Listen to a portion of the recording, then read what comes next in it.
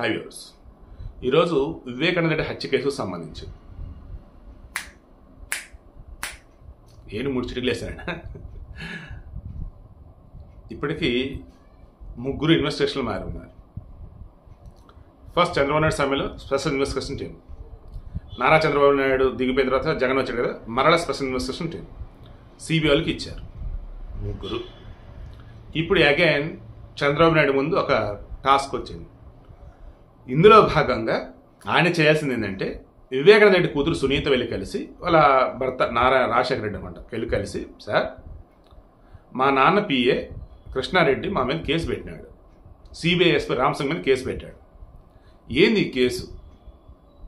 ఎవరైనా పెట్టించారో ఆయనే పెట్టాడు. మేము తప్పు చేస్తామో తేల్చాడు. తప్పు చేయకపోతే జత్వాని మీద ఎలాగైతే కుక్కల విద్యాసాగర్ దొంగ కేసు పెట్టాడో, ఆమెను ఎలా వేధించారో దాని వెనక ఎవరైనా మొత్తం బయటపడుతుంది. కాబట్టి ఇప్పుడు కూడా మీరు లెక్క తేల్చండి.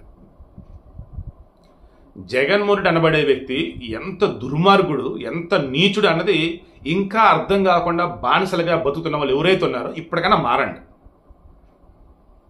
కేసు నీరు గార్చేందుకు రాగానే సిబిఐకి అప్పచెప్పకుండా స్పెషల్ ఇన్వెస్టిగేషన్ టీం అని చంద్రబాబు నాయుడు సమయంలో ఉన్నటువంటి ఒక అధికారికి సంబంధించి తక్కువ ర్యాంక్ అధికారిని నియమించి కేసును డైవర్ట్ చేస్తూ సాక్ష్యాలు తారుమారు చేస్తూ ఉండేటప్పుడు సునీత వెళ్ళి ఏందన్నా ఇదంతా అని అడిగితే ఆమె నానా రకాలుగా మాట్లాడితే, సిబిఐకి ఇస్తారంటే ఇంకా ఘోరంగా మాట్లాడితే, ఏదైతే అదేంద్రబాబు అని సిబిఐ దగ్గరికి ఆమె వెళ్తే, కోర్టుకు వెళ్తే వాళ్ళు సిబిఐకి ఇమ్మని చెప్తే ఇక ఆమె మీద అప్పటి నుంచి కక్ష కట్టి రకరకాలుగా ఆమెను వేధించడం మొదలెట్టారు.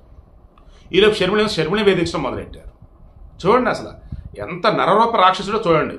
ఆ రోజు సాక్షి పేపర్లో బ్యానర్ హెడ్డింగ్ ఏమని, నారాసుర రక్త చరిత్ర. ఏంటంటే వివేకానంద రెడ్డిని చంపారంట. మొత్తం సిబిఐ ఇన్వెస్టిగేషన్ చేస్తే తేలింది ఏంటిది, అది వైఎస్ రక్త చరిత్ర. వైఎస్ వారి రక్త చరిత్ర, వైఎస్ ఫ్యామిలీ వారి రక్త చరిత్ర. వాళ్ళని వాళ్ళే చంపుకుంటారు, వాళ్ళని వాళ్ళే చంపేస్తారు, అదైనా పక్కన మీద తోసేస్తారు, రాజకీయంగా లబ్ధి పొందుతారు. నిజమే, సైకోలంతా బ్యాచ్ అన్నట్టు ఈ జగన్ కూడా ఫ్యాన్స్ అంతా అలాగే ఉన్నారు. సో ఇప్పుడు సింపుల్గా చెప్తున్నది ఏంటి, వివేకానంద రెడ్డి హత్య కేసు సంబంధించి గతంలో ఏం జరిగింది ఏంటి అన్నప్పుడు ఆనాడు ఇంటెలిజెన్స్ డీజీగా ఉన్నటువంటి ఏబి వెంకటేశ్వరరావు మొన్న రిటైర్ అయ్యారే, ఆయన దగ్గర డేటా ఉంది. అది ఆల్రెడీ సిబిఐకి చెప్పేసి ఉంది, వచ్చి కలెక్ట్ చేసుకుని తీసుకుని చెప్పున్నారు. బట్ ఆ తర్వాత జగన్మోహన్ రెడ్డి యొక్క ప్రాబల్యం వల్ల, లేదన్నప్పుడు ఆయన ఉన్న ఏం చెప్పాలి ఇన్ఫ్లుయెన్స్ యూజ్ చేసి సెంట్రల్ గవర్నమెంట్ ఉన్న వాళ్ళ దగ్గర నుంచి నెమ్మదిగా కేసుని సైడ్ చేసుకుంటూ పోయాడు. కానీ సిబిఐలు అంత కొంత ముందుకెళ్ళాలి కదా, అలా వెళ్తున్న మూమెంట్లోనే భాస్కర్ రెడ్డి, అవినాష్ రెడ్డి వీళ్ళంతా గ్యాదర్ అయ్యారు, కేసులో ఉన్నారా బాబు అన్నట్టు.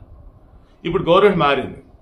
దెన్ సునీత అడిగింది ఏంటిది, ఆనాడు మా నాన్నగారు చనిపోయినప్పుడు ఉంది మీ government, special investigation team first వేసింది ఉన్నప్పుడు మీ గవర్నమెంట్, అప్పుడైనా పోలీసుల దగ్గర ఇన్ఫర్మేషన్ అనేది ఉంటుంది. ఖచ్చితంగా అది జగన్మోహన్ రెడ్డి గవర్నమెంట్ వచ్చాక ఎరైజ్ చేయకపోయినా ఏటైతే ఉండుండేది, ఎరైజ్ చేసినా రిట్రైవ్ చేసుకోవచ్చు. సో అవన్నీ బయటికి తీయండి. దయచేసి మాకు రక్షణ కల్పించండి, మా నాన్న ఆత్మ చేకూర్చండి, నిజమైనటువంటి ద్రోహులు ఎవరైతే వాళ్ళు జైలుకి వెళ్ళాలి ప్లీజ్ అండి అన్నారు. తప్పకుండా అమ్మని చెప్పారు. ఇప్పుడు అవినాష్ రెడ్డి, జగన్, భారతిన ఎవరు జైల్లోకి వెళ్తారు?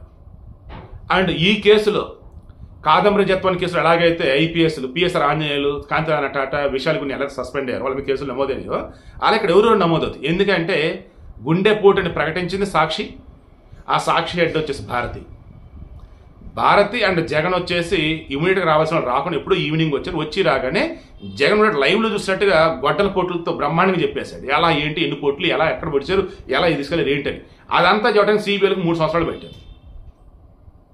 సో ఇప్పుడు అసలు కథ, ఇప్పుడు అసలు దోషులు ఎవరనేది ప్రపంచం ముందు ఉంచుతారు. అండ్ తెలుగు వారంతా కూడా ఇంకా వైఎస్ ఫ్యామిలీకి సంబంధించి ఏదైనా విధేయత అనేది ఉంటే ఆ విధేయత అనేది ఎవరి మీద చూపాలో డిసైడ్ అవుతారు.